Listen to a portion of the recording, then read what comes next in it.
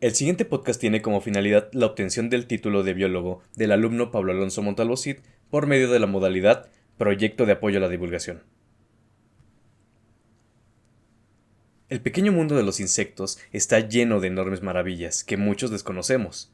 En él hay formas, tamaños, colores y hasta olores que no se imaginan. Es por ello que a través de 7 capítulos queremos presentar un poco de los insectos que nos rodean y que, aunque sumamente abundantes, casi siempre pasan desapercibidos. Mi nombre es Pablo Montalvo y les doy la bienvenida a este podcast titulado Es sobre bichos, un acercamiento a la diversidad de insectos en México. El día de hoy hablaremos sobre el que en mi opinión es el orden más popular de insectos, el orden Lepidoptera, donde tenemos a las polillas y a las mariposas. Y para entrar en este hermoso mundo, estamos con la doctora en ciencias Marisol Trujano Ortega, quien dentro de sus trabajos de investigación también se ha llegado a enfocar en este grupo.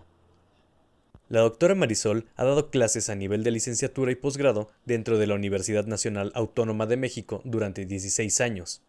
Además ha trabajado en la colección lepidopterológica del Museo de Zoología Alfonso L. Herrera de la Facultad de Ciencias de la UNAM. Actualmente es curadora de la colección de lepidópteros y responsable del Museo de Zoología del Departamento de Conservación de la Biodiversidad del Colegio de la Frontera Sur, Unidad Chetumal. Sumado a esto, también forma parte del Sistema Nacional de Investigadores Nivel 1.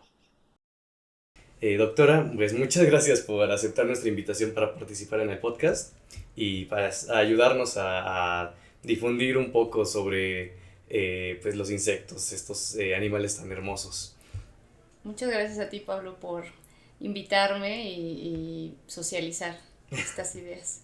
Sí, pues bien, quisiera que para ir comenzando, bueno, siguiéramos introduciéndolo un poco más para que la audiencia se familiarice con usted.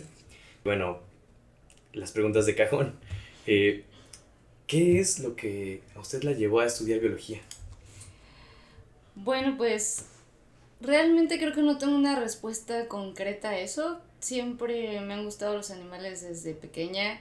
Mi casa la tenía llena de todas las mascotas de distintos tipos, lagartijas, tortugas, pecera de peces marinos, de agua dulce, muchos perros, muchos pájaros. Mi madre siempre se espantaba, pero me dejaba tener de todo. Y yo creo que también fue influencia de que tuve un novio que estudiaba biología, un poco más Ujú. grande que yo, y pues con él me parece que platicábamos muchísimo de estos temas. Y en el momento de esa gran decisión de vida, Sí. yo estaba pensando si veterinaria, si psicología, administración, y me decidí por biología y yo creo que hasta el segundo semestre me di cuenta que había decidido bien. Qué bueno que la decisión fue certera y más o menos en qué momento fue que decidió enfocarse en lepidópteros. Ese es otro punto importante porque cuando yo me decidí por biología, realmente pensaba en biotecnología. Había ido Ok. al Instituto de Cuernavaca y me Ujú. parecía la ciencia de punta en su momento. Y luego fue, fíjate, con las salidas al campo y estas materias de introducción a la diversidad Ujú. que me empezaron a gustar, pues digo, ya me gustaban los animales, ¿no? Ujú. Pero sí era muy claro que zoología Sí. era un punto fuerte para mí.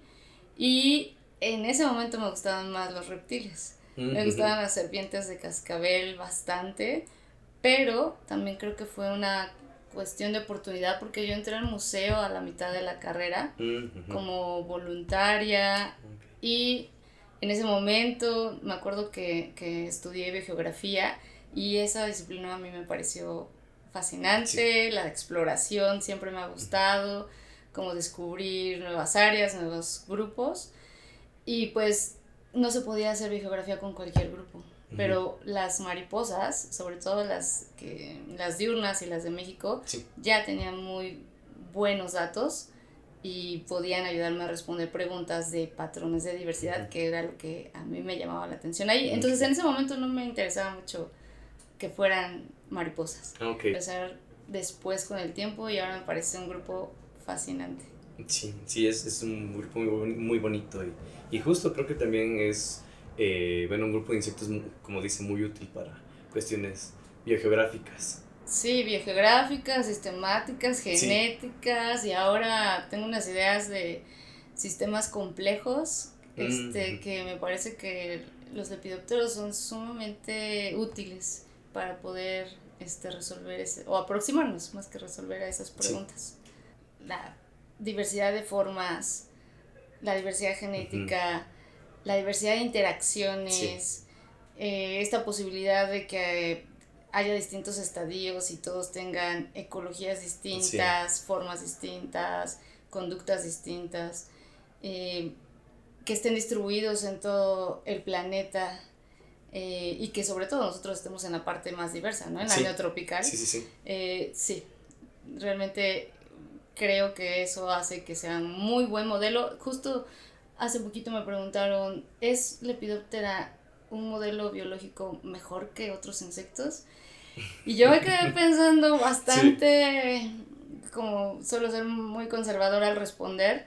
eh, no lo respondí de inmediato, pero después me lo llevé a meditar y creo que Sí. sí, realmente creo que es un mejor modelo más que otros de los grupos hiperdiversos. Ujú. Ok, ese es todo un conjunto de características que Ujú. los ponen en esta posición. Sí. Ok, bien, continuando, bueno, usted es una de las que estudia lepidópteros aquí en México. Aquí en México tenemos otras personas que se dediquen eh, como que investigadores, por ejemplo, porque eh, pues luego hay gente pues interesada, ¿no? Justo en acercarse, en inclinar sus estudios a esto, como a quién nos podríamos acercar o por curiosidad tal vez buscar trabajos. Sí, realmente yo me formé en uno de los, no en uno de los grupos, sino yo creo que en el grupo Ujú. que era de investigadores de Lepidoptera en México. Mm.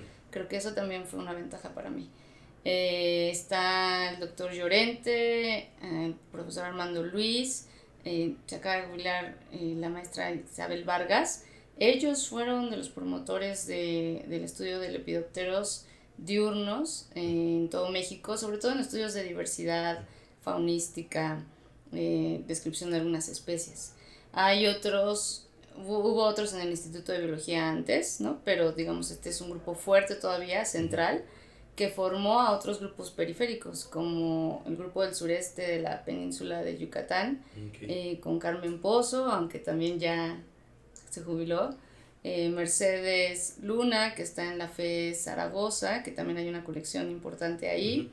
Está la colección nacional, ¿no? Donde ahorita Sí. está la doctora Ivonne, que estudia también en un grupo de nocturnos. Pero hay muchos otros grupos en México que están haciendo pues otras cuestiones respecto a los lepidópteros, ¿no? Ujú. Es un grupo modelo, Sí. entonces muy llamativo, Sí, sí, así que sí. esta cuestión de jardines de polinizadores, Sí. de crianza en el sureste, de usarlo como bioindicadores para saber el estado de la salud. Hay muchos grupos como en el INIFAP, en la Universidad de Nuevo León, en el norte, en el Tecnológico de Guerrero. O sea, hay pequeños grupos que si no son realmente formados en lepidóptera, sí usan a los Ujú. lepidópteros para responder otras preguntas. Ujú. Entonces, yo sinceramente creo, como tú mismo dijiste, que es uno de los grupos más famosos porque se ha venido desarrollando el conocimiento y ahora es fácil aproximarse a Sí. él, pues porque se puede terminar con alguna guía, ¿no? O sea, Ujú. sin tener tanto conocimiento por detrás. Ok. Bien, entonces tenemos pues como bastantes personas a las que nos podemos acercar y herramientas también, justo, o sea, dentro de la literatura, de trabajos que hay dentro de este grupo, ¿verdad? Sí, de los diurnos. Sí, sí, ese es un tema bastante interesante, sí, sí, Sí. las pobres polillitas, ¿verdad? Pero bueno, han sido un poco hechas a un ladito o no son Sí, tan carismáticas para muchas personas. yo no sé si no sean carismáticas, es que si lo piensas, Pablo, Ujú. realmente el estudio de lo nocturno Sí, es, implica una complicación claro, logística, metodológica sí, y otras cuestiones que yo creo que todavía no se resuelven del todo, sinceramente, ujú. y eso obviamente limita, ¿no? Claro, claro. Y la diversidad, porque en los diurnos, digamos, es el 10% de Sí, la diversidad, sí, justamente. mientras que los llamados nocturnos, Sí, o sea, es el otro 90%, ¿no? sí. Entonces, obviamente, ahí sí, realmente ahí hay en México muy pocos investigadores y yo diría que casi ninguno, o sea, o apenas desarrollándose Ujú, en el estudio de algunos sí. grupos, de algunas familias, por ciertas razones ecológicas Ujú, o llamativas, las grandes polillas, pero realmente faltan muchos investigadores ahí sí. en la parte más básica de la investigación. Ujú.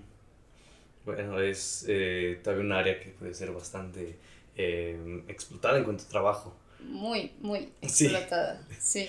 pero bueno, terminando como que estas preguntas introductorias, eh, bueno, hablamos sobre los investigadores aquí en México. A nivel mundial hay quien esté aquí como destacado y que también podamos echar mano de sus trabajos. Sí, o sea, yo creo que en los últimos años ya los investigadores, sobre todo en Lepidoptera, ya no trabajan aislados. Ujú, Hay nodos, tú puedes detectar muy bien como nodos de investigadores. Entonces está como un nodo en Alemania, Marianne Spelland ujú, es una muy buena investigadora de sistemática. Aquí toca Guajara en Estados Unidos, de la parte de Florida. También hacen mucha evolución alrededor de las polillas ok, y su relación e interacción con vertebrados como murciélagos. ujú, Está el nodo de Harvard, que también hace mucha interacción, Lepidoptera hormiga, por ejemplo, ¿no? ok, Pero hay muchos otros grupos ahora biológicos evolutivos, en España hay otro grupo, en donde eh, estudian muchas cuestiones genómicas. Entonces, también en China hay un buen grupo desarrollando genomas de referencia. ok, Y en América del Sur hay muchos taxónomos sistématas muy buenos, ujú, nada más que ahí sí todavía la organización es pues un poco primordial y todavía no se hacen estos nodos que logran trabajar muy en conjunto, ¿no? Entonces hacen un muy buen trabajo, que son todas las revisiones, conocen muy buenos grupos en la región más diversa, pero pues se trabaja aisladamente, ¿no? ujú, ok. Bueno, ok, es de nuevo como tenemos bastantes maneras de acercarnos y de nuevo no solo en México, a nivel mundial también. Sí, Es algo muy bueno y que justo es, pues sí, creo que de las bondades del grupo que ha sido, bueno, hablando en concreto de insectos, ¿sabes? Ha traído muchas personas a trabajar con ellos, ¿verdad? Bien, pues, ok, ya empezamos a adentrarnos de hecho, de poquito en poco pues ya a estos insectos como tal. Entonces, pues vamos a ir aclarando las partes, la presentación de estos insectos. ¿Qué significa su nombre, Lepidoptera?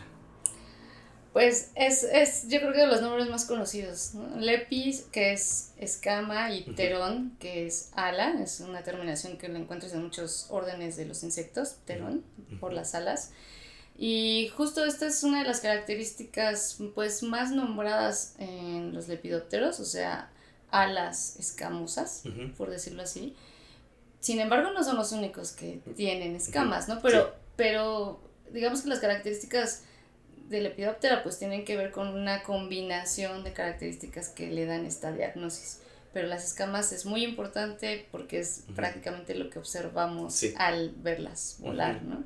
sí. Sí, sí, sí, es pues un rasgo muy característico. Sí, que ha tenido su propia historia. Mm. Eh, Al principio eran sólidas, estas Acá, escamas, sí. ¿no? Masivas un poco. Ujú, Y ha sufrido un cambio en donde ahora son huecas con microarreglos internos. sí.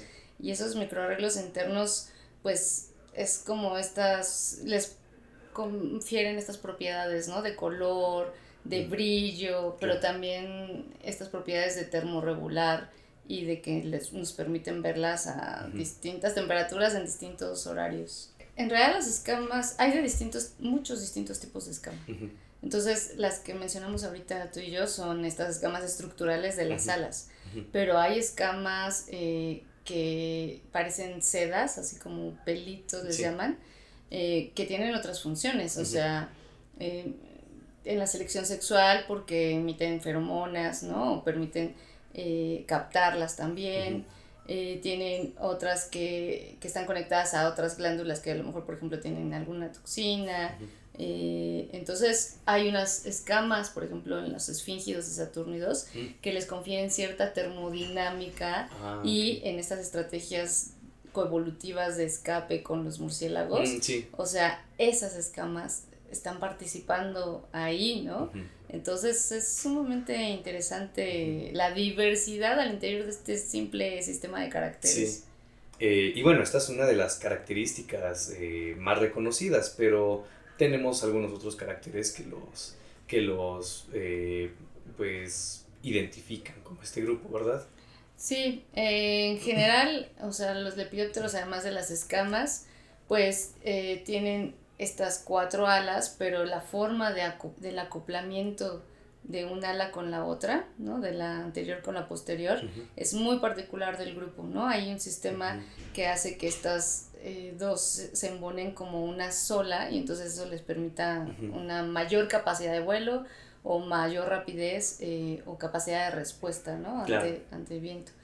Y las antenas me parece que es otra característica importante, o al menos la que siempre nos mencionan, ¿no? Sí. O sea, si tú le dices a un niño cualquiera antena tipo mariposa, dice, entiende perfecto, dibuja una palito bolita, Sí. ¿no? O sea, una antena que se le llama de masa o capitada para las diurnas, que no la presentan las nocturnas, eso sí podría ser, o los otros grupos, donde es más como un latiguito, ¿no? Un flagelo, o una plumita, ¿no? Que es como pectinada se llama, pero es como una plumita de ave. Entonces, las antenas es otra característica interesante, las escamas de distintos tipos,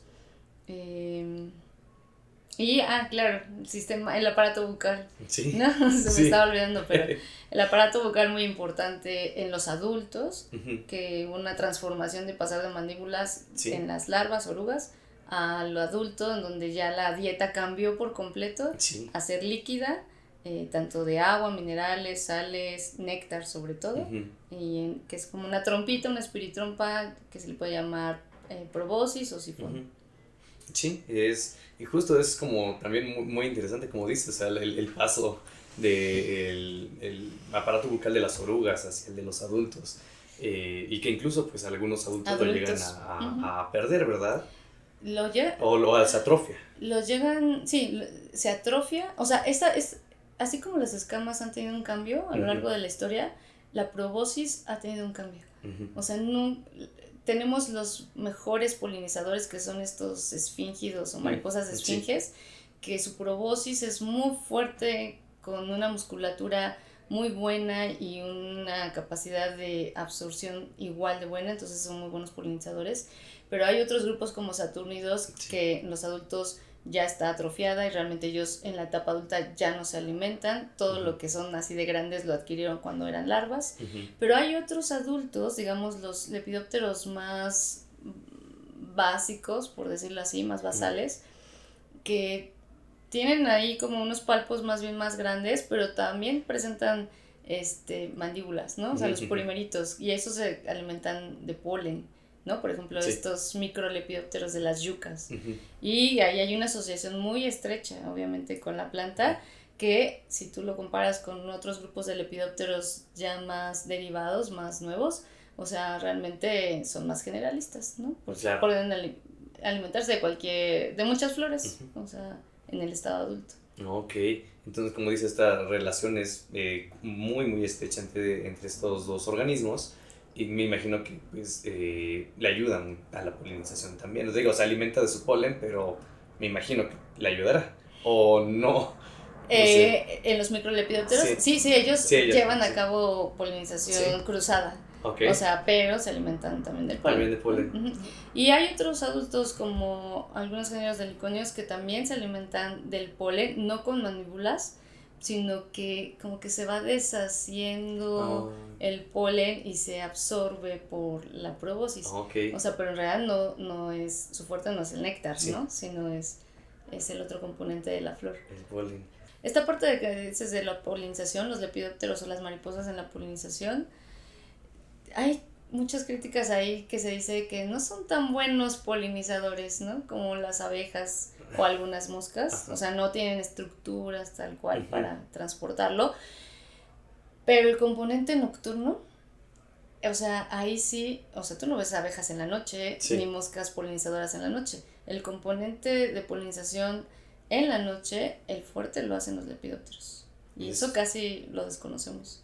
Y sí es, bueno, por ejemplo, en el caso para algunas cactáceas que tienen sus flores nocturnas, yo sé que, bueno, además de murciélagos, también polillas justamente tienen un papel clave en la polinización de estas plantas, pero no me había detenido como a pensarlo. Bueno, sí es cierto, no, en la noche las abejas pues están ya en lo suyo, ¿no? Ya no están activamente polinizando. Y, y creo que sí, es cierto, es algo que pues, creo que la gente puede no tener en cuenta, no es algo en lo que pensemos, pero es muy, muy, muy cierto. Sí, y esa relación que tú mencionas de las cactáceas con algunas polillas que suelen ser esfíngidos, es muy estrecha, es muy más conocida, o con los agaves, ¿no? Es bastante conocida y muy particular. Pero hablando en este componente generalista de la polinización, o sea, las otras familias de lepidópteros nocturnos, ¿no? Geométridos, noctúidos, son como los que hacen el trabajo duro, ¿no? Pero sí, es poco sabido. Y bueno, pues bueno, ya que empezamos a tocar los temas de los hábitos alimenticios, bueno, en cuanto a los adultos ya mencionamos a base de polen, a base de néctar, pero ¿hay alguna otra fuente de alimento que ellos consuman? Sí, dentro de las diurnas, fíjate que está como muchísimo más conocido obviamente los gremios alimenticios, se les llama, y un componente fuerte son los que se alimentan de materia en descomposición, sobre todo frutos o resinas de los árboles. Y ese componente de las mariposas es muy conocido y es un grupo bastante útil como bioindicador. Se les conoce como frugívoras, ¿no? Y también hay otros grupos alimenticios, digamos por decirlo así, que son minerales o sales diluidas en la arena húmeda, que sobre todo lo consumen los machos porque les ayuda en la maduración de los espermatóforos. Entonces, esos son nutrientes que realmente la hembra luego no tiene, pero que los adquiere una vez que en la copulación, ¿no? Claro. ¿Y qué más? Pues creo que esos dos, sales, minerales y frutos en descomposición. Ok, esencialmente esto es lo que tenemos en cuanto a adultos, pero algo muy marcado es justo la diferencia con las... ¿Nocturnas? Bueno, creo que quiero agregar algo. Porque... Es que me recordé que hay algunos que se alimentan, pues como en todos los grupos de insectos hay algunos hematófagos, ¿no? Ajá. Y por ahí hay un caso de algunas polillas que se alimentan de la sangre, de heridas abiertas, de algunos vertebrados, ¿no? Ok. También creo, o sea, saprobias, ¿no? O sea, de exudados, de hongos y de líquenes y de otros compuestos también hay. Son menos reportados, me parece. Ok. Bueno, es un mix bastante interesante de hábitos alimenticios. ¿Verdad? Sí, sí, y pocos lo saben, ¿no? Tú piensas mariposa, o sea, bueno, lepidóptero mariposa, néctar, flor. Pero no, realmente por ahí hay unos estudios recientes que dicen que el origen de estos grupos son antes de que existieran las plantas con flor, porque muchos piensan que hay una coevolución por ahí, pero en realidad esta parte de la espiritrompa, de la probóscide, ya estaba presente y se alimentaba de estos otros gremios alimenticios cuando no existía el néctar. Por supuesto, cuando surge néctar y hay un nicho ahí que explotar, pues se explota, se van modificando estructuras, ¿no? Estas probóscides más potentes, el néctar tiene una densidad mayor, ¿no? Entonces es difícil absorberlo, así que se tiene que tener suficiente succión y musculatura. Pero además, por supuesto, hay una diversificación, ¿no? Hay de grupos, pues porque hay nichos que explotar. Claro, claro. Ok. Pero pues además tenemos esta diferencia de hábitos entre los adultos y los juveniles, las orugas. Sí. Que como lo comentábamos, es curioso el cambio de un aparato masticador en las orugas pues la espiritrompa, ¿verdad? Eh, las orugas, bueno, sabemos, plantitas, pero más a fondo, ¿Qué podemos decir de ¿qué eso? podemos decir? Sí. Pues la oruga es una cosa muy interesante que a mí me gusta estéticamente, me gusta en lo ecológico, en lo evolutivo. Ahora hemos estado estudiando orugas, en la parte pues más básica, pero también ahí vamos entrando a otros aspectos evolutivos de defensas, por ejemplo. Okay. Pero si tú piensas en larvas, y hace rato lo comentaba con alguien, las larvas de los lepidópteros realmente son un paso evolutivo importante y un paso en la cadena trófica importante. Okay. ¿Por qué? Porque las primeras larvas eran minadoras, quiere decir que estaban al interior del tejido vegetal haciendo como túneles chiquitos, obviamente escondidas, ¿no? O sea, no eran tan obvias para los depredadores, ¿no? Y obviamente si una planta quiere defenderse de eso, pues tiene que desarrollar algo que es interno a ella, ¿no? Es como tener algo adentro de ti que necesitas sacarlo. Sí. Difícil, ¿no? Pero hay un paso evolutivo cuando las larvas se vuelven expuestas. Y entonces expuestas y crecen, ¿no? En tamaño y obviamente en la cantidad de alimento que tienen que ingerir, que la mayoría son fitófagas, o sea, se alimentan de plantas. Hay algunas que son carnívoras, hay unas que se alimentan de hongos también, pero la mayoría son herbívoras, ¿no? Y al hacerse expuestas, pues obviamente no solamente están por debajo de la hoja, sino están también por encima de la hoja y pues todo el mundo puede verlas, ¿no? Sí. Entonces te tienes que defender, sí. Hay que desarrollar estrategias de defensa. Y si tú ves a las orugas, puedes ver colores, formas, estructuras como púas, como pelitos, sí. Los famosos azotadores, o algunas que te causan como urticaria o que huelen feo. Entonces hay un desarrollo inmenso de estas defensas, pues, sí. Porque al exponerme y al tener que estar comiendo ahí todo el tiempo, pues tengo que desarrollar esta otra parte de estructuras y de energía dedicada a eso, ¿no? Entonces, son unas máquinas de comer. Sí, son muy o voraces. sea, son voraces, su función es crecer, ¿no? Mediante 5 etapas de cambio de tamaño. Y tienen muchas estrategias para defenderse, pero realmente las orugas es el componente importante de alimento para vertebrados. Todos se las comen. Mamíferos, reptiles, aves, pero también invertebrados, mantis, arañas, ciempiés, parasitoides, ¿no? Sí.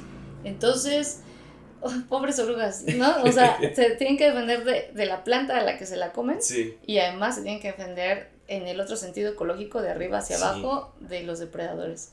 Pero por eso tienen como muchas estrategias de muy grandes números, ¿no? Sí. Y luego van quedando menos. Pero prácticamente para mí eso es la conexión entre mundo vegetal a animal, ¿no? O sea, los herbívoros. Es fascinante, es muy atractivo. Desde las que uno podría decir, entre comillas, más sencillitas, no dejan de ser hermosas y muy, muy interesantes. O sea, hasta las estructuras más pequeñas. Sí, si tú piensas en las más sencillas, o sea, dirías, bueno, pues las que no se ven. Ajá. O sea, las crípticas, ¿no? Las que se esconden en el entorno, ¿no? Sí. O sea, si estás en un pasto verde, eres verde y así alargadito. Sí. Pero hay otras cosas también ahí interesantes, porque una cosa es que no, o sea, que te escondas ante el depredador y entonces cuando el depredador observe no vea nada, ¿no? Porque prácticamente eres del mismo color. Y la otra cosa es que dejes que te vea el depredador y que su proceso cognitivo sea: soy otro objeto, o sea, me parezco a un palito, no es que no me veas, solamente que sí. Te hago pensar que soy un palito porque me comporto como un palito, sí. ¿No? Entonces el proceso cognitivo en el depredador es diferente, eso se llama enmascaramiento, y son distintos, ¿no? Y eso dirías, bueno, pues es sencillo, más sencillo que desarrollar estructuras o muchos colores de advertencia, quizá, sí. Pero quizá no. Sí, De nuevo, bastante variado todos estos mecanismos. Sí, Mecanismos. y además esta asociación que mencionabas, Pablo, con las plantas puede ser muy generalista o puede ser muy cercana, muy Ujú, estrecha, ¿no? ujú, O sea, hay orugas que se alimentan de una sola familia de plantas, incluso de un solo género de plantas, ujú. y hay otras que pueden consumir múltiples familias, lo cual es un reto porque Sí. pues las plantas tienen terpenos, tóxicos, sílice y muchos otros Sí. compuestos que no son fácil de digerir. Ujú. Entonces, por ejemplo, las orugas que consumen pastos, o sea, parece que las sustancias que tienen los pastos realmente tienden como a deshacer las estructuras y entonces Ok. estas orugas son lo suficientemente han desarrollado la capacidad de comerlos, ¿no? Ujú. Y no solo a veces se las comen, sino a veces hasta secuestran los químicos que Sí, tienen para defenderse contra otros tipos de depredadores, ¿no? sí, y que justo también estaba pensando en eso, porque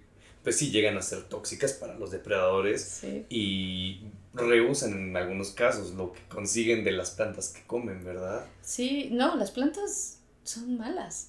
O sea, las plantas desarrollan muchas cosas, Sí, desde químicos hasta estructuras, espinas, sí. tricomas, cosas que no les es fácil a las orugas, por ejemplo, estar, masticar, Ujú. pasar, y bueno, se las han arreglado, ¿no? Sí.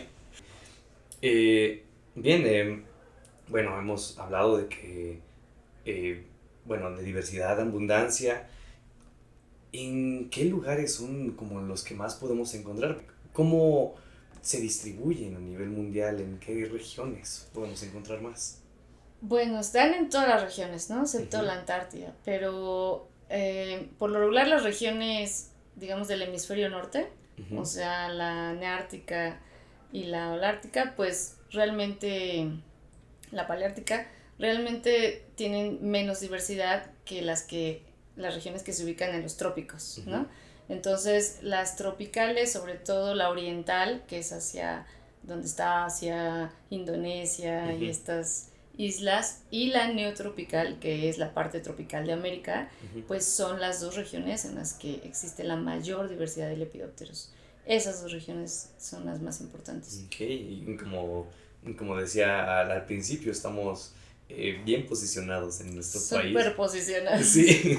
Sí, y sobre todo México, porque pues México justo tiene esta zona de transición Ujú, entre la región del norte y la región del sur. ujú, Y en esta zona de transición, que es nuestra zona montañosa, ¿no? Del ujú, eje y las sierras, ujú, se combinan estos dos orígenes de las biotas, ¿no? ujú. Entonces digamos que tenemos lo mejor de los dos Sí, mundos, ¿no? sí. Norte y sur.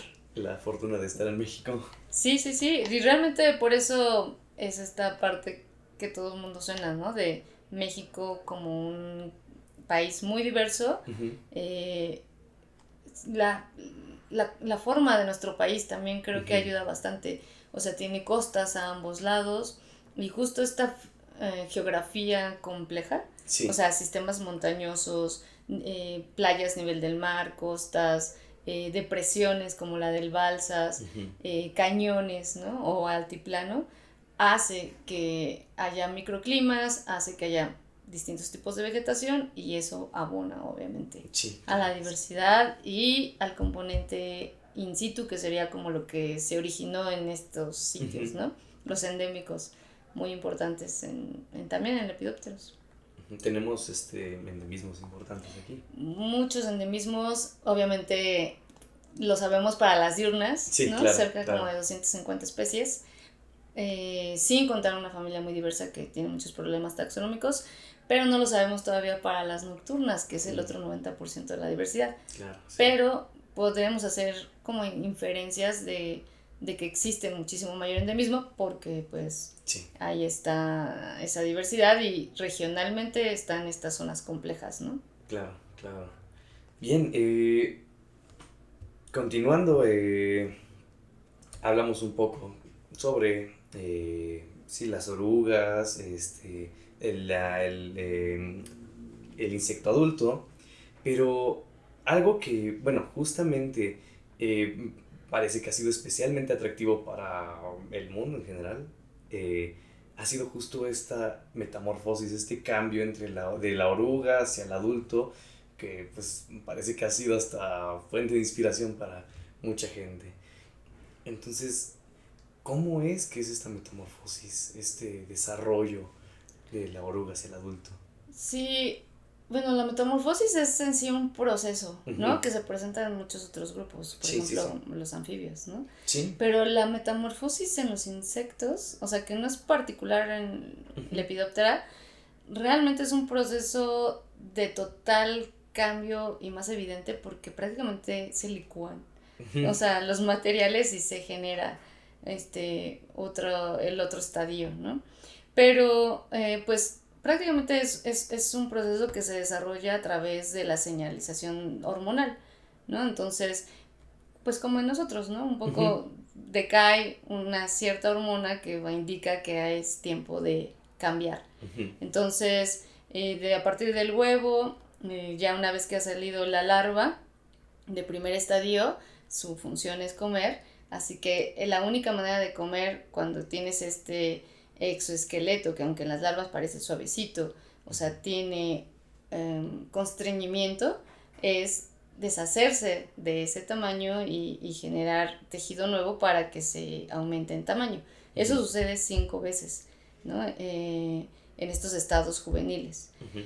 Pero la prepupa, que es un estado, digamos, ni pupa ni Sí. pupa ni oruga, o sea, es un estado intermedio muy interesante porque es la preparación, digamos, donde baja la actividad y ya empieza a haber la preparación para dar el siguiente paso a crisálida o a capullo Ujú. o a pupa.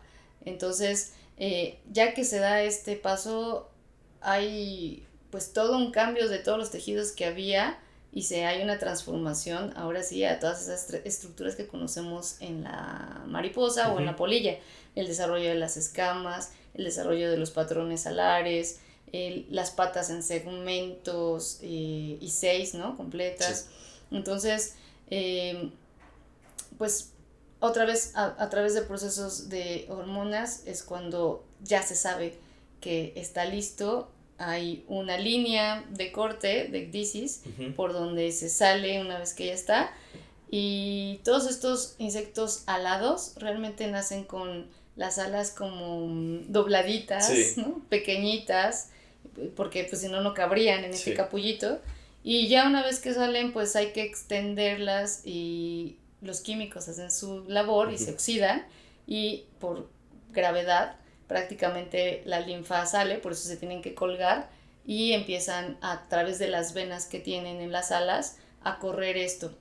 Y es como estas estructuras que parecen muy blanditas, como una telita, después quedan muy tensas, Sí. como una manta estirada, ¿no? Ujú. Sí, entonces es una transformación realmente celular, Ujú. guiada o mediada por hormonas. Es un cambio muy, muy interesante y bastante radical el de, bueno, si tomamos como la morfología simplemente de lo que era la oruga para dar paso al adulto. Sí, sí, o sea, si tú analizas la oruga, pues ves los mismos componentes, ¿no? O Claro. sea, ves una cabeza, aunque diferente, Ujú. ves 6 patas verdaderas, aunque pequeñitas, ves el tórax, ves los segmentos del abdomen, aunque modificados. Sí. O sea, digamos que los componentes principales corporales están, Ujú. pero sí, claro que se luce diferente Sí, y están claro. todas estas metáforas como tú dices. Sí. Eh, Sí, sí, es compleja. O sea, sí. entenderla es compleja, Sí. hay muchos nombres técnicos, ¿no? Sí. Células y macos y demás, que bueno, que no es para este público, ¿no? Sí, no, no, no pasa nada, pero sí, es muy complejo, pero muy interesante, es muy bello. Sí, y sobre todo es parte importante de los éxitos, por decirlo así, de los éxitos evolutivos Ujú. de los insectos con metamorfosis, Sí. porque algo muy conocido es que cuando los estadios son tan diferentes, tanto en alimentación como conducta, como forma de movimiento, Ujú. pues entonces no se compiten entre ellos, ¿no? Sí. Entonces la larva, la oruga no va a estar donde está el adulto, ¿no? Ujú. Ni al contrario. Y comen cosas distintas, tienen depredadores distintos, eh, y obviamente pues pueden estar habitando muchísimo mayor cantidad de nichos que les son favorables, ¿no? Sí, sí es como dice, como un factor clave del éxito que tienen en general, pues los insectos, como dice, que tienen este cambio de metamorfosis. Sí, los 4 órdenes estos hiperdiversos que Sí. mencionaste son los holometábolos, los que tienen la metamorfosis completa. Ujú. Ok, lo platicamos un poco justamente al principio, pero vamos a retomar un poquito el tema entre polillas y mariposas. Y digo, igual creo que a nivel general la gente hace la diferencia entre, estas están en el día y estas están en la noche. Y ya la gente más curiosa dice, esta tiene más peluchito, esta no tiene tanto peluchito. Eh, claro, es algo muy simplista, pero ¿cuáles serían las diferencias más marcadas que podríamos tener? Que yo sé que es igual hacer una generalización, pero ¿cómo podríamos hacer esa diferencia entre polillas y mariposas? Sí, yo más bien ahí creo que te cambiaría el sentido y Ok, yo más bien pensaría que ya no hay que hacer esa diferencia. ok. Pero, pues sí, o sea, es una cuestión muy social Ujú, y muy divulgada. Realmente estos dos grupos, mariposa y polilla, pues no son grupos, digamos, naturales, ¿no? ujú, Eh, Se les solía reconocer pues porque unas estaban en el día, las ujú, mariposas, y otras en la noche, las polillas. ujú. Pero hay de estas polillas que vuelan en el día, de hecho son Sí, súper buenas polinizadores, como estos esfingidos que sí, vuelan como colibrís. sí. O sea, que están en el día, están súper activos y así muchas otras. Y hay mariposas que son más crepusculares. Ujú, Entonces tampoco serían tan diurnas. ujú, Entonces, realmente esta diferencia entre lo diurno y lo nocturno existe, ujú. pero no es lo que separa a estos Sí, dos grupos. claro. Ah, ¿Qué otras características podrían separarlas entonces? Pues esta idea de las antenas, ¿no? Las Ujú, antenas tipo antenita de mariposa ujú, con una masa, con una bolita al final, o antena flagelada o pectinada, que sí la suelen tener los otros grupos. ujú. Tú no puedes, ahí sí creo que no verías a una mariposa de las de día, con este tipo de antenas, aunque hay un grupo de las polillas que ahora se considera como parte de este grupo de las Ok. mariposas verdaderas, Ajá. que luce más como una polilla, ¿no? Que también, o sea, y que tiene todos los otros hábitos y entonces Sí, nos vuelve a romper esta claro. división, ¿no? Sí. Nos vuelve a recordar que no hay que dividir así. Sí. Este, ¿Qué otro? Las escamas. Por lo Mm, regular, tú dirías, las polillas se desescaman, se les caen como los pelitos, como dices, ¿no? Son ujú. más, parecen como a veces peluches, peluditas, las escamas son más largas, son distintas. Pero hay otras polillas de estas que son migratorias, que vuelan en el día, que incluso tienen colores metálicos, que son tamaño grande y que parecen a una familia Papilionidae de las Ujú. que son diurnas. Entonces tampoco se termina por cumplir. Claro. Entonces ahora fíjate que hay una combinación de nombres. Antes solo había mariposa y polilla. Ahora hay una combinación de nombres impresionantes. Hay mariposas diurnas, mariposas nocturnas, polillas diurnas, polillas Sí, nocturnas, ¿no? Entonces sí, hemos estado más bien yo creo que combinando estas características para que nuestro cerebro lo comprendamos. claro. Yo, en dado caso que hubiera que dividir así, seguiría como mariposa y polilla. O sea, lo que vuela de día, de noche y tiene antenas diferenciadas, diría yo. Ok. Ok, bueno, como muchas veces vemos en la biología y lo que creo que nos llegan a decir desde que vamos empezando la carrera, que la regla como primordial de la biología es que siempre tenemos excepciones, ¿verdad? Es, Sí, sí, y es que muchas veces este sistema, digamos, de clasificación de grupos naturales ujú, no ajusta a los caracteres que nosotros podemos lograr observar en el día a día y en lo que nos resulta útil en el uso, claro. ¿no? Y entonces no es malo tener estos nombres coloquiales Ujú, siempre que nos funcionen, ¿no? Digo, así sobrevivimos como especie humana sí, entre lo venenoso y lo no venenoso, y eso sí, no es un grupo sí, natural para sí. nada, vertebrados e invertebrados, eso Ujú, tampoco es un grupo natural, pero nos funciona, así que yo sería la idea de que se siga usando mientras nos funcione. Ok, bien. Y enfocándonos un poco en nuestro país, porque bueno, de nuevo sabemos que es un grupo muy abundante a nivel mundial, Uh-huh.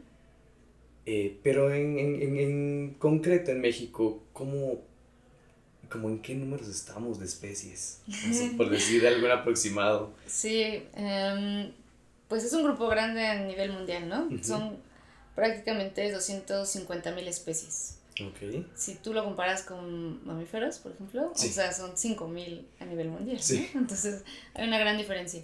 En México, casi en todos los grupos de fauna existe el 10%, entonces estamos hablando de unos 25.000 lepidópteros para México. Wow.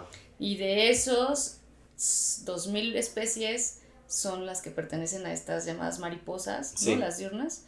Y el resto, ¿no? Quiere sí. decir, el otro 90% es, Las bueno, nocturnas. el 90% de ese 10 Ujú. son las llamadas nocturnas, exactamente. Pero como 25.000 en total. Es un gran número. Sí, no quiere decir que descritas, ¿no? O sea, es Claro. un número, digamos, estimado, más o Sí. menos. Yo creo que se eleva un poquito. Ujú. Pero en las diurnas sí hay certeza de que hay cerca de 2.000, o sea, como 1.900 y tantas con un nombre descrito. ¿No? Ok, y nada más de las que tenemos aquí en el país, Ajá.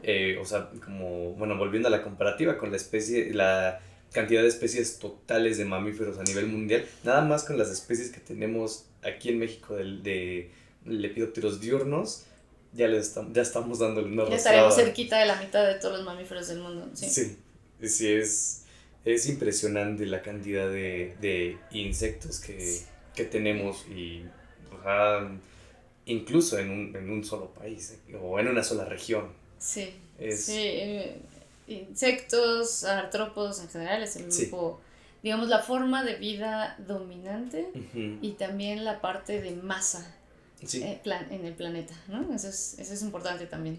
sí, sí, sí, justo que la biomasa total del planeta se inclina mucho hacia artrópodos, Exacto, para mí es impresionante. Yo en mi corazón el mundo es de los artrópodos claro. y yo no podría ser más feliz. Eh, Bien, continuando con este enfoque de preguntas hacia nuestro país, en ámbitos culturales han tenido también un papel importante aquí, digo, incluso a nivel mundial lo han tenido, pero aquí, ¿qué podríamos hablar sí, en este ámbito cultural sobre los lepidópteros? Pues los lepidópteros por la misma belleza, ¿no? Y la forma de cómo los vemos. Realmente yo creo que los animales que más vemos como humanos son insectos o Ujú. artrópodos. Y bueno, las mariposas, sobre todo las diurnas, que coinciden con nuestra etapa diurna, pues son las que observamos. Y pues desde algunos grupos como los náhuatl, los mayas y otros grupos de México, pues han reconocido el valor de la belleza de las mariposas, no solamente en estética, sino también como en este proceso de transformación, Ujú. pero también como en este proceso de combinarlo quizá con la muerte, ¿no? O sea, Claro. que muchos dicen que es un paso también de una venida de los espíritus, ¿no? Hacia la vida otra vez en estas Ujú. épocas, sobre todo de Claro. Día de Muertos, ¿no? Sí.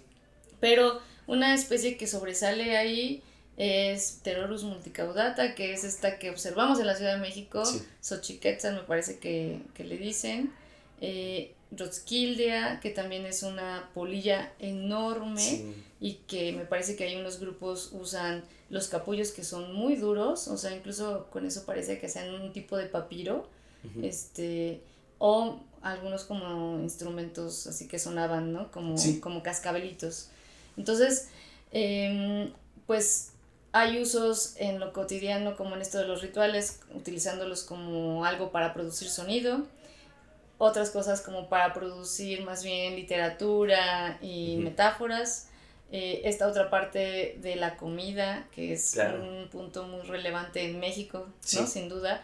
Está el famoso gusano de maguey, que por mucho tiempo todo el mundo vivía con la duda de si era una polilla o era una mariposa. En realidad hay de los dos, ¿no? O sea, Ok. comen distintas partes Ok. del agave, pero uno se va más hacia la parte de las raíces y otro hacia la penca. Uno es una polilla, ¿no? Y otro es un hespérido, que es una mariposa diurna. Y yo he visto y he probado orugas grandes de una familia que se llama Pialidae, que les dicen sax, me parece, en Chiapas. Ajá. Entonces, realmente donde yo he visto, digo, y ahí sí creo que habría que hacer más investigación, es más hacia los estados del sureste, pero seguramente en los estados del norte también hay un componente ahí más tradicional, ¿no? Del Claro. uso de estos organismos. Sí, pero bueno, no solo de estos y de otros insectos, ¿no? Claro, claro. Sí, es bastante, bastante amplio, y muy interesante como el peso cultural que tienen estos insectos dentro de nuestro país y, bueno, decir culturas antiguas sería poco, o sea, porque, Sí. digo, el uso sigue manteniéndose hasta ahora y, como dice, la inspiración ya sea literaria, artística, gastronómica, es muy, muy amplio. O de mitos que seguimos Claro, usándolos. claro. Antes de contarte esto de los mitos, recordé una diurna, que es un piérido blanquito que hace nidos. O sea, el nido es así como, pues como un nido de arañas, pero grandísimo, donde las orugas son gregarias y siempre están adentro, eh, que se comen. También Eucheira socialis se llama.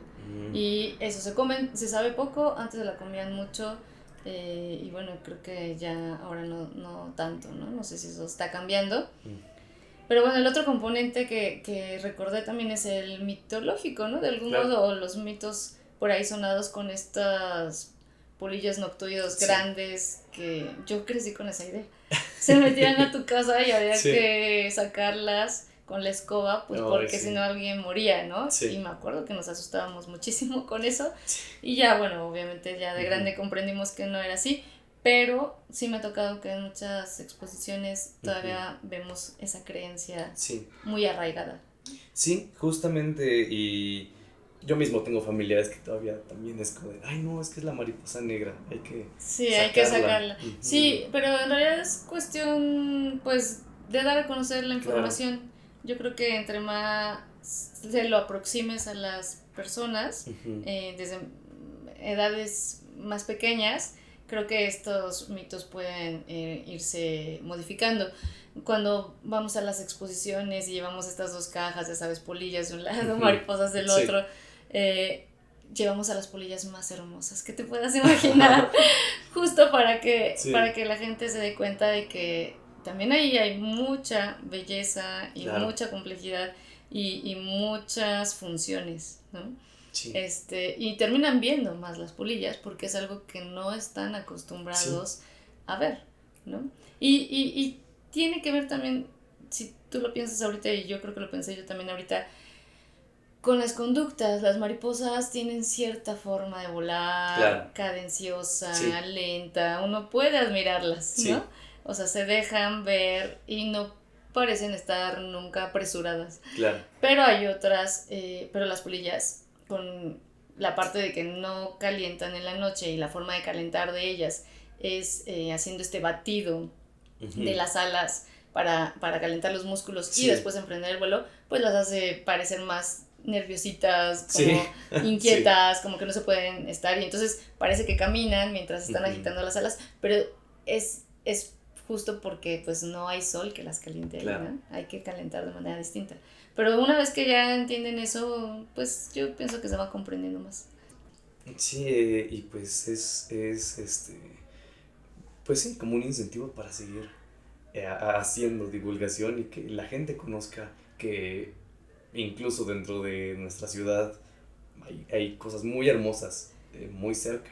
Sí, nosotros hemos estado trabajando muchísimo en las ciudades ya desde hace años, pero en los últimos años más.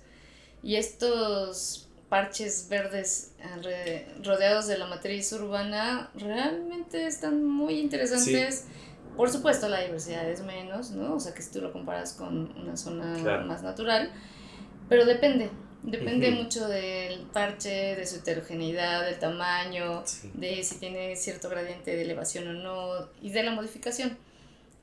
Pero yo espero que pronto, al menos en la Ciudad de México, ya estemos mostrando muchos de estos resultados Eso, para dar a conocer pues sí. más de la diversidad de insectos que hay, ¿no? Sí, eso pues, suena como algo magnífico, un trabajo sumamente interesante y muy bonito como para poder echarle el ojo una vez Sí, que se pueda. sí. Ok, y bueno, ya para ir finalizando. Justo, bueno, estamos hablando de la presencia de lepidópteros en ciudades en pequeñas áreas verdes, parches, como dice. Pero un poco más allá, ¿qué les puede esperar con el cambio climático y pues, las condiciones que estamos viviendo? Sí, bueno, ese es un tema que yo creo que es un poco más general, o sea, cambio climático afecta a todo. Claro. Y cambio climático ya no se puede negar, ¿no? Ujú. Aunque por algún tiempo varios personajes estuvieron negándolo. Sí. Pero bueno, hay ya evidencias muy obvias y probadas para saber que está. En particular, insectos, en los últimos años ha habido mucha información de si estamos en el Armagedón de los insectos, Sí, o en perdiendo a las abejas, ¿no? claro. Y estos temas grandes, muchos trabajos respecto a los lepidópteros a nivel mundial salieron de que antes, cuando ibas en la carretera, te podías encontrar muchas cruzando, incluso se quedaban como en las parrillas de los Sí. autos y demás, y ahora hay menos. Ujú. Y yo llevo quizá 15 años yendo al campo, a lo largo de todo México, y sí, puede ser que sí he visto mucha modificación, no es necesariamente cambio climático, pero Ujú. es una Claro. parte importante que favorece y además como consecuencia. Sí. Y sí creo que ha habido una gran modificación de uso de suelo y una, eh, digamos, frecuencia mayor de eventos naturales, por decirlo así, Ujú. como los incendios. Estamos en una etapa en la que incluso ahora hay un nombre para esto que es el piroceno. Sí.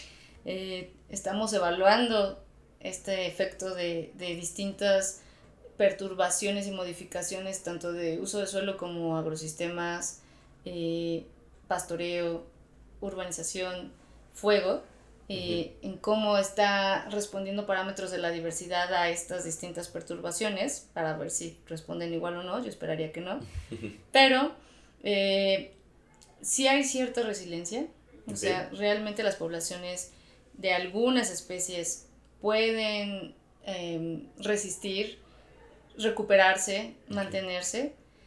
Hay otras que son estas otras especies con hábitos muchísimo más estrechos, Claro. que tienen una relación muy cercana con las plantas de las que se alimentan, o que vuelan a ciertos gradientes de elevación, en donde si ya se modificó eso, pues la temperatura se modifica, la humedad se modifica, Sí. que obviamente esas poblaciones pues sí van declinando o disminuyendo el área de distribución. Hay pocos estudios, diría yo, en México respecto a cambio climático e insectos en Ok. general. Ujú. Algunos casos de mariposas pues han sido monarca Claro. por el evento migratorio más Claro. que en sí por la monarca, Sí. y otros poquitos en el sureste, en zonas más de bosques templados de coníferas, con un grupo de polillas, ¿no? Con Ok. una subfamilia Artini, una tribu. Y pues ahí, que son mariposas como muy especialistas en el sentido de que requieren condiciones específicas, se ha visto que disminuyen las áreas de distribución Ujú. y entonces eso lanza una llamada, ¿no? De Claro. aviso, que si eso ocurre con ellas, con algunos otros grupos con mismas características de requerimientos, Ujú. pues les va a suceder lo mismo. Que se ha visto para anfibios, se ha visto para Sí. mamíferos, se ha visto para otro. O sea, no hay mucha sorpresa en eso, ¿no? Ujú. especies dominantes pueden adaptarse rápido, pueden Sí. aumentar el número, incluso serles favorables estos cambios a otras especies con mayores restricciones en sus Ujú. hábitos, por supuesto que las va a afectar más, Claro. ¿no? Ahora, ¿qué tanto en México está sucediendo eso ya?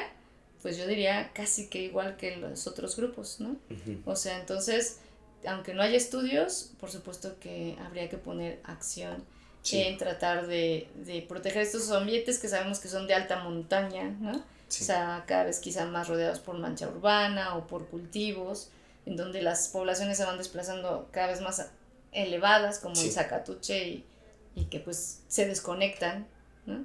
Las poblaciones e interrumpes el flujo. Ujú. Y pues a nivel mundial hay más estudios en todo Lepidópteros, ¿no? Donde incluyen a México y obviamente hay países en los que quedan estos huecos de información. Claro.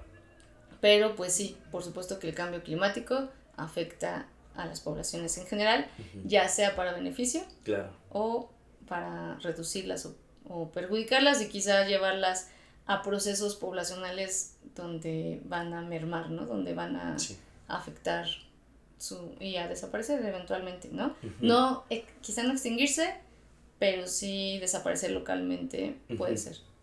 Ok. Sí, es muy complejo, como lo dije al principio.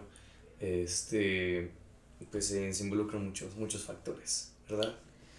Sí, Y bueno, de esto, digo, si ya empezamos a ver la interacción que tienen con otros organismos, como lo decía, igual al principio de mm, un montón de organismos se alimentan de las orugas, o las orugas se alimentan de X y planta, y ahora si reducimos poblaciones, aumentamos poblaciones, pues, es una maraña de cosas que pueden pasar, ¿verdad? sí, realmente es un poquito más complejo de lo que te lo dije, o sea, Sí, porque tú ahorita lo mencionaste, o sea, se desplazan los sí, ciclos de emergencia de las generaciones. O claro. sea, puede haber una generación o dos o muchas al año de Ujú. una sola especie, pueden estarse desplazando, ¿no? O aumentando. Ujú.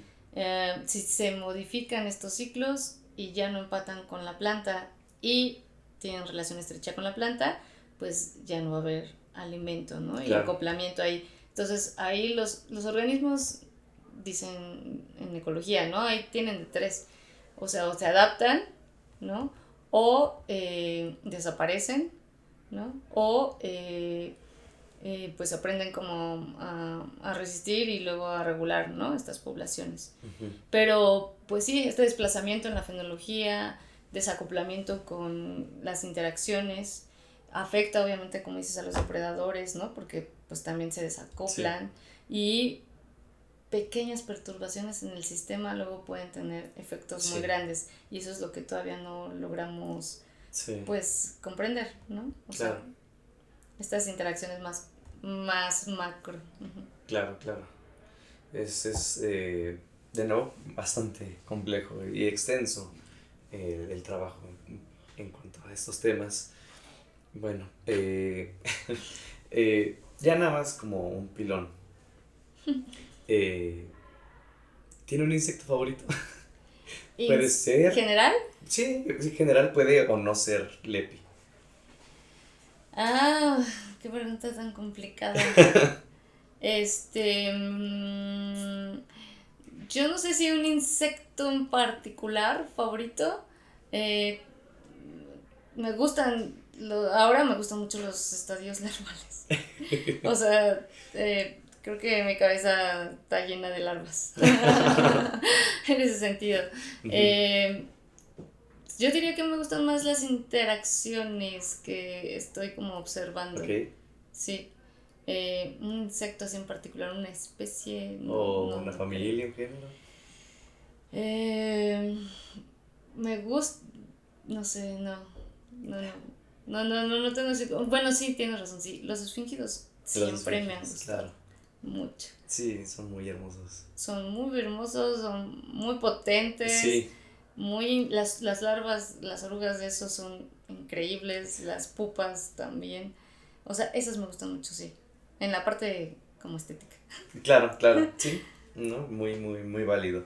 Bueno, muchísimas gracias por su tiempo, doctora.